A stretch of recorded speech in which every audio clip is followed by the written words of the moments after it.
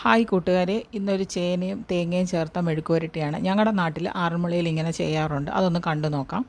ഒരു പാത്രം അടുപ്പത്തിലേക്ക് വയ്ക്കുക. അതിലേക്ക് ആവശ്യത്തിന് വെള്ളം, 1/4 ടീസ്പൂൺ മഞ്ഞൾപ്പൊടി, ആവശ്യത്തിന് ഉപ്പും 150 ഗ്രാം ചേന നീളത്തിൽ അരിഞ്ഞതും ചേർത്ത് മൂടി വെച്ചിട്ട് ഒന്ന് വേവിക്കുക. വെന്തതിന് ശേഷം അതൊന്ന് ഊറ്റി മാറ്റി വയ്ക്കുക. ഒരു പാത്രം അടുപ്പത്തിലേക്ക് വയ്ക്കുക. അതിലേക്ക് 1 ടേബിൾ സ്പൂൺ വെളിച്ചെണ്ണ, 1/4 ടീസ്പൂൺ കടുക്, 1/4 കപ്പ് തേങ്ങ നീളത്തിൽ അരിഞ്ഞതും കുറച്ച് കറിവേപ്പിലയും കൂടെ ചേർത്ത് നന്നായിട്ട് ഒന്ന് മൂപ്പിക്കുക.